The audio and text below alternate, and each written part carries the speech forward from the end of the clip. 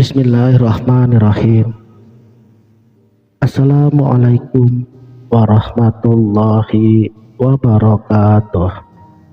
Salam sang sejati. Alhamdulillah wa syukurillah wa ni'matillah. Wala haula wala quwwata illa billahil aliyyil azim. Asyhadu an la ilaha illallah wa asyhadu anna Muhammadar Rasulullah. Allahumma sholli ala Muhammad wa ala ali sayyidina Muhammad. Ilahi anta maksudi wa ridhaka matlubi. Atini mahabbataka wa ma'rifataka. Amma ba'du. Kalau kita benar-benar mau mengikuti sunnah-sunnah Rasulullah Shallallahu Alaihi Wasallam, sudah sewajarnya kita mesti mengenal kepada Allah dalam keadaan nyata senyata-nyatanya, seperti apa yang telah dicontohkan oleh baginda Rasulullah Muhammad Sallallahu Alaihi Wasallam ketika beliau telah sampai di Sidratul Muntaha. Nabi Musa alaihissalam sewaktu beliau berada di lembah tua. Inilah sunnah yang sebenarnya, yaitu mengenali hakikat penciptaan kita di muka bumi Allah ini selaku khalifah fil ard. Bukan hanya ketika kita akan berjumpa kepada Allah setelah hari kiamat tiba, sedangkan setiap saat Allah selalu bersama dengan diri kita dalam keadaan apapun. Sebagaimana firman-Nya di dalam surat Al-Hadid ayat 4, wa huwa ma'akum aina ma kuntum wallahu bima ta'maluna basir. Dia bersama kamu di mana saja kamu berada, dan Allah Maha melihat apa yang kamu kerjakan. Hanya saja kita yang belum dapat merasakan kehadiran Allah. Kata Allah, sesungguhnya aku, Allah, senantiasa bersama mereka. Barang siapa buta di dunia, maka di akhirat ia terlebih buta dan bertambah sesat. Bagi seorang yang arif, sewaktu mereka di dunia, mereka telah dapat menyaksikan Allah. Baginya, kalau tidak dapat menyaksikan Allah, maka belumlah dapat ia dikatakan telah mengenalnya. Jadi, bagi mereka, hijab yang paling terbesar apabila kita merasakan diri kita telah mengenal kepada Allah, tetapi pada kenyataannya kita masih belum benar-benar mengenal kepadanya. Ternyata kita masih duduk di dalam persangkaan kita sendiri. Hijab ini dikatakan sebagai hijab yang paling besar karena kita tidak akan dapat mengubah paradigma ilmu dan kepahaman kita bila kita telah merasa sudah cukup mengenali Allah. Mari kita renungkan sejenak. Bertanyalah kepada jiwa terdalam kita, apakah kita telah benar-benar mengenal kepada Allah, ataukah hanya persangkaan kita saja? Silahkan direnungkan. Lalu bagaimana dengan orang yang dapat dikatakan bahwa ia sudah mengenal kepada Allah? Setiap orang mempunyai jalan dan ceritanya sendiri mengenali kepada hakikat sang pencipta kita, Allah Subhanahu wa Ta'ala. Ada orang yang mengenal kepada Allah dengan hanya membaca. Ada juga orang yang mengenal kepada Allah hanya dengan menguburkan diri jasadnya hidup-hidup di liang kubur. Ada juga yang mengenal kepada Allah dengan ditimpa berbagai macam musibah dalam masalah kehidupannya. Dan ada juga yang mengenal dengan berguru dengan bermacam-macam guru. Ada yang mengenal Allah dengan mimpi-mimpinya. Ada berbagai macam cara lagi bagi siapapun agar ia dapat mengenal kepada hakikat penciptanya, Allah Subhanahu wa Ta'ala. Karena itu, bagi orang yang telah paham dan tidak terikat lagi dengan kepompong pikirannya.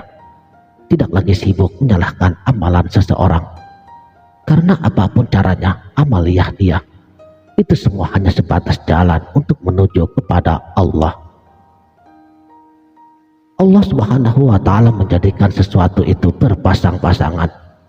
Ada zahir, ada batin, ada jahil, ada juga yang pandai, ada yang berbahagia, ada juga yang menderita, ada syariat, dan pasti ada hakikatnya.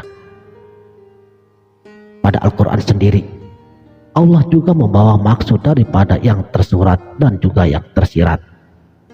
Sayangnya, kebanyakan orang, mereka terus sibuk menjatuhkan hukuman ini salah dan ini sesat. Dan tidak banyak orang yang mencari sebab sebelum menjatuhkan hukum-hukum tersebut. Memang, hukuman itu sangat penting bagi orang yang berbuat salah. Tetapi sebelum menjatuhkan hukuman, lebih bijak lagi, terlebih dahulu kita mencari sebab-sebabnya. Ada ketikanya betul bagi seseorang, tetapi salah bagi orang yang lain.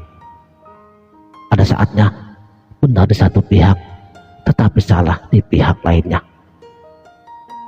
Seperti kenal bagi saya, mungkin tidak kenal bagi saudara. Saudaraku yang sejati, sebelum Allah itu bernama Allah, atau zat yang disembah ini menjahirkan dirinya dengan panggilan asma teragungnya, yaitu Allah. Dan ini juga yang menjadi nama teristimewa bagi hakikat zatnya. Saya bocorkan sedikit. Ada salah satu kitab yang menyatakan, jika kamu mampu mengamalkan kalimat Allah sekali duduk 35.000 kali dengan sikot Allahu Allah, Allahu Allah, Allahu Allah, maka segala keinginanmu akan terpenuhi. Kita lanjut. Sebelum Allah menciptakan satupun makhluk, tidak ada yang memanggilnya Allah. Inilah yang dimaksud, bahwa hakikat Tuhan itu tiada bernama. Jadi untuk video kali ini, dapatlah kita sebutkan bahwa hakikat Allah itu tidak mempunyai nama. Allah itu tidak dapat dirasa. Allah itu tidak dapat disentuh. Allah tidak dapat dipikirkan. Allah tidak dapat dikaji. Dan Allah juga tidak dapat diumpamakan dengan sesuatu apapun. Sedangkan perkataan zat itu sendiri juga bersalahan. Sebab itu hanya merujuk kepada dirinya yang dinamakan Allah. Karena hakikat Tuhan itu tiada berzat.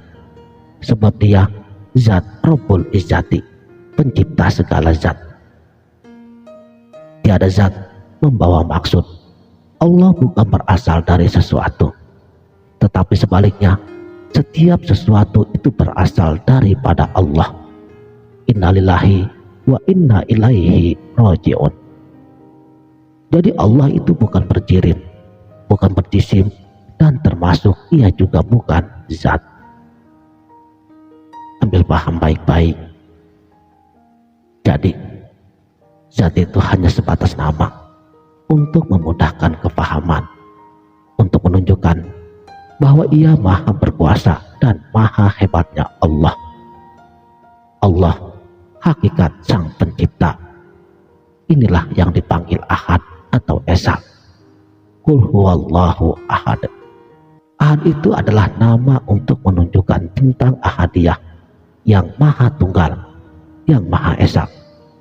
Allah itu maha suci, maha tinggi, maha tunggal. Tidak ada segala sesuatu apapun yang dapat mengenali dirinya, melainkan dirinya sendiri. Kata Nabi, Araftu Rabbi bi Rabbi. Hanya Allah yang mengenal kepada Allah.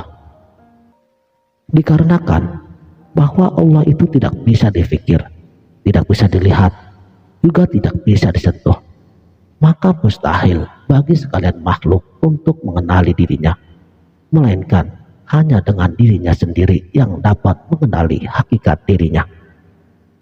Allah itu nama yang tidak lain dan juga tidak bukan, untuk menyatakan perihal hakikat Sang Pencipta. Jika kita menyebut nama Allah, tidak ada maksud yang lain selain merujuk kepada hakikat Pencipta dan hakikat yang kita sembah, bukan? Jika Allah itu tidak bernama, bagaimana kita sebagai makhluknya dapat mengenali hakikat keberadaannya? Bagaimana kita bisa menyembahnya, menyebutnya, menyatakannya, dan mengesahkan hakikat kebesaran Allah? Jika tiada bernama, bagaimana kita bisa membicarakan ilmu hakikat ketuhanan?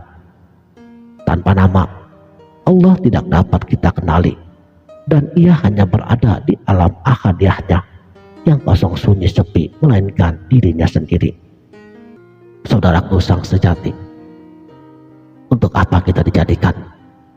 Apakah tugas kita untuk menyatakan Allah, untuk beribadah kepada Allah? Bagaimana untuk menyatakan dan beribadah kepada Allah? Nyata dan ibadah itu membawa kepada berbagai maksud. Di antaranya, taat kepada Allah, mematuhi dan juga melaksanakan segala perintahnya, meninggalkan segala larangannya, menundukkan, merendahkan, menghilangkan dan juga melenyapkan diri makhluk hingga tidak lagi kelihatan segala sesuatu dari segi zahir maupun dari segi batin, melainkan Allah semata.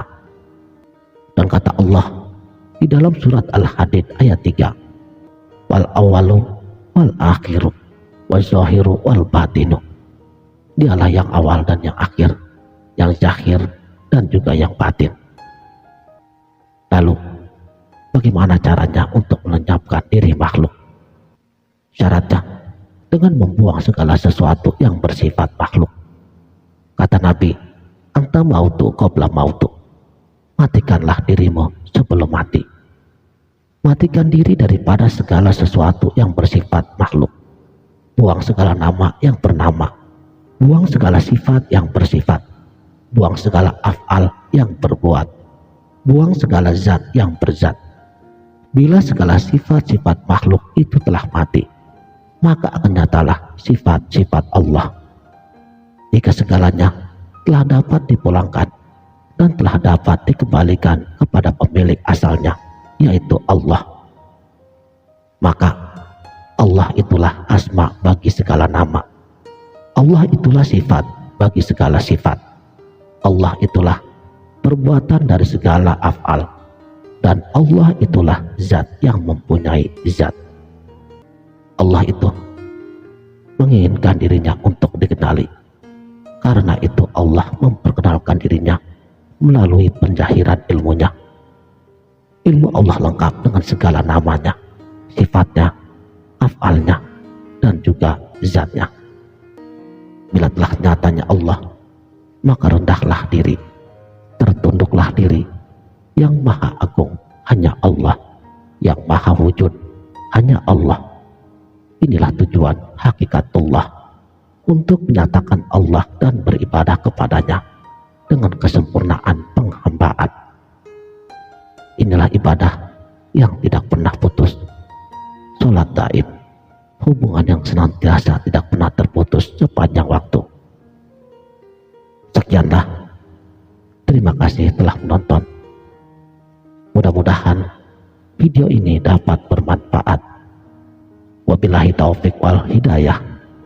Wassalamualaikum warahmatullahi wabarakatuh.